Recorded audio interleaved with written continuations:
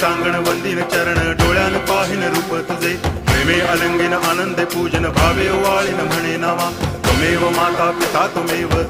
बंधुश्च सखा त्वमेव विद्या करुणं त्वमेव सर्वं मम देव कायेन वाचा मनसेन्द्रियैर्वा बुद्ध्यात्मना वा प्रकृति स्वभावात् करोमि यद्यत् सकलं परस्मै नारायणायति समर्पयामि अच्युतं केशवं रामनारायणं कृष्णदामोदरं वासुदेवं हरि गिरिधरं माधवं गोपिकावल्लभं जानकीनायकं रामचन्द्रं भजे हरे राम राम